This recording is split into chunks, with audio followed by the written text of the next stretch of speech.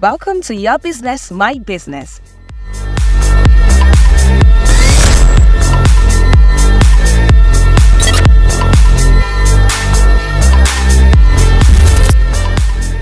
A show dedicated to showcasing small and medium businesses in Nigeria and beyond. Let's help you grow your entrepreneurship journey. Our guest today is Nduka Ude, the Chairman, Export and Sell. Nduka has well over 15 years of experience in logistics and shipping business. Nduka will help you find hidden opportunities in non-oil exports and hopefully help you earn in currencies other than the Naira from the comfort of your home. My name is Nduka Ude. I'm the chairman of Export and Sell, and all we do basically is to help Nigerian businesses to find buyers for their products abroad so they can earn in dollars. So I'm somebody who's been in the shipping and logistics industry for quite a while, for close to 15, 20 years now. And it's something that we do, something that we live, something that we breathe. We've shipped in millions, probably say millions of items into Nigeria, into Africa.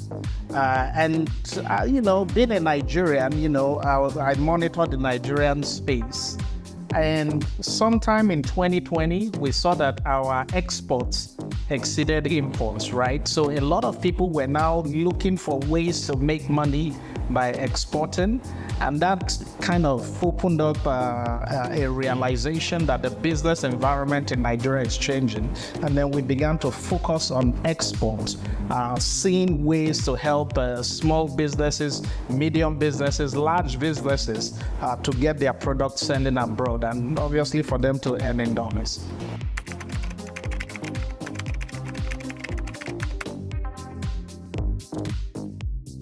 Okay, so when you talk about observation, I'll tell you the observation that is the most mind-blowing to me.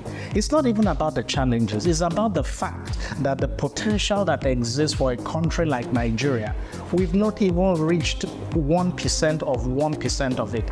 And I'm not trying to exaggerate, the huge potential that Nigeria has. Look, we have our Naira falling.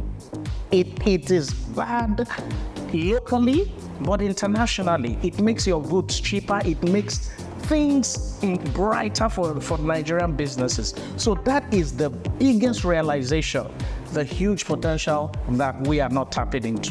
Now, talking about the challenges, yes, obviously there are lots of challenges. The country as a whole just started focusing more on export. So it's going to take a while, for us to break down some of those barriers. And I can tell you, a lot of the barriers we face is from the regulatory arm. It's not really the small businesses. The small businesses are ready. They are willing. If we create an enabling environment, if the regulatory bodies create a system that makes it easy. All this talk about, non-oil export, the system will just flow by itself.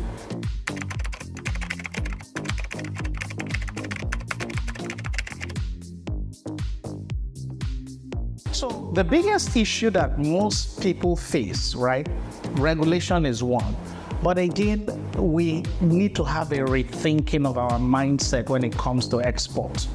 If you are exporting, you are sending your product into a new area, a place where the mindset of the people is different, the type of products that they are used to is different, the type of packaging that they are used to is different, the type of regulations that govern the products that they see there is different. So you must be ready to adjust what you have locally to meet the demands out there. You see, when people come and they say, we can't find buyers abroad, I find that challenging.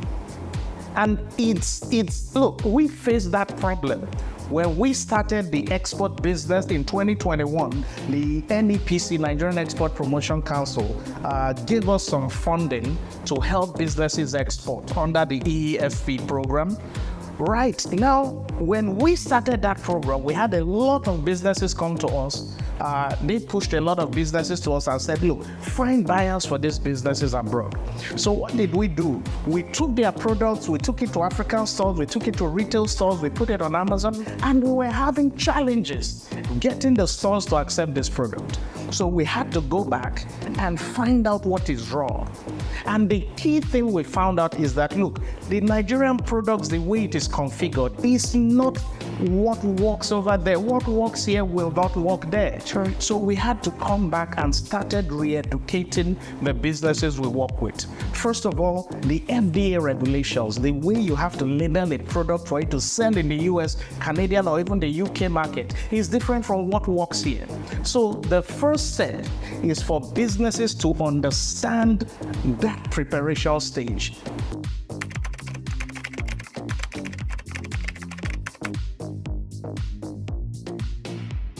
Massive improvements, Again, some businesses will listen, some won't. Those that listen, at least from our own end, they are seeing massive success. We have businesses who came into our system. We took them through the whole process. They had to revamp their whole product. In fact, the design they had here, we had to virtually throw it away. And within 4 months, they moved from zero to almost $60,000 a month in export. A small business. Now they can't even meet demand. Now they are buying over other businesses. They are buying machineries to increase the supply. Now, this particular business I'm talking about is supplying only 4 stores over there. We have over 1,500 stores that are waiting for products. And we can't really find enough businesses that are willing, that have their products ready. Look, the retail stores are looking for a good deal, but your product has to be ready to meet what they are looking for.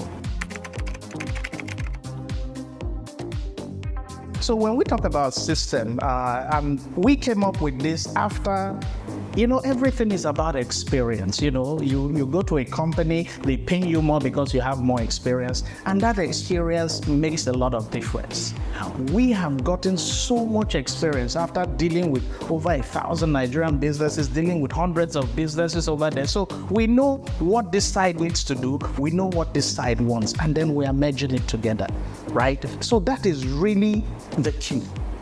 A lot has happened within this period, right? We have seen so much opportunities, not just in the American market, the Canadian market is even huge.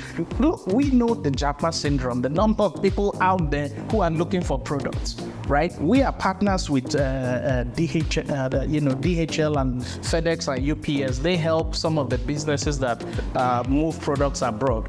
And in a month, we do 3 to 4 billion naira worth of export for various businesses on a monthly basis, right? So, and with those volumes, I'm still telling you that we have not reached 1% of the potential that exists.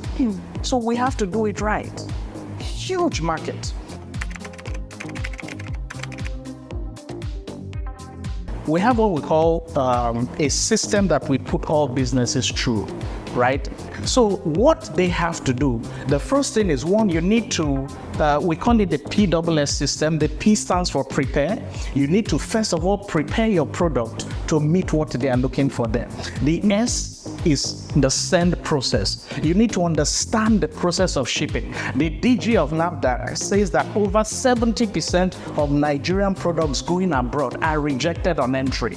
And there are reasons. Wrong documentation. You see, in the last 2 years, that issue has greatly exacerbated. It has increased a lot. Why? Because the small businesses have now moved from shipping personal quantities to commercial quantities, because you now have more people for them to serve.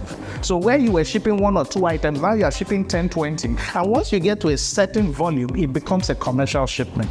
That commercial shipment requires different documentation, different process, and that's why you are having 70% of such shipments being held. So you need to understand the send system. Now, the last in the PSS is what we call the sell. As an exporter, you need to look at what is it that the big exporters are doing. And these things are easy to do. Nigerian businesses just need to understand it.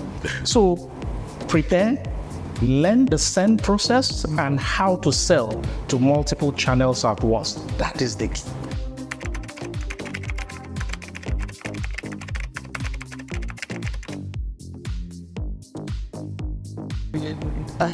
I'll say it again. We are, government needs to just walk the walk, not talk the talk, right? A lot of times you hear on news, non-export policy and all those things. When you go into the real sector to try those things that they are saying, it's not what it is, right? Government is holding export.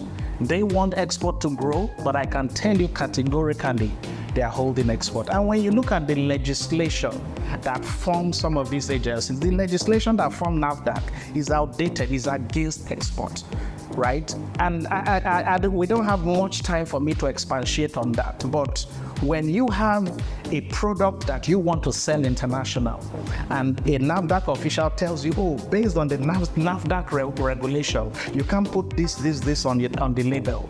Now you send that product abroad and that product is on the same shelf with the same product from Ghana, and because we know what that product does. The Ghanaian one on the body, they say the product does XYZ, but the NAFDAC regulation here does not allow you to list that. How do they compare internationally?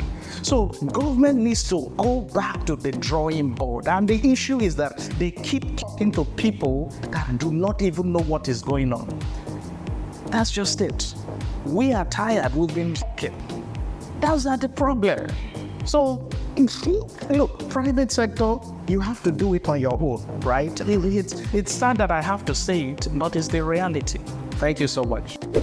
If you wish to feature your business on the show, send a mail to sales@rbnradiotv.com or call 081 4431 0936.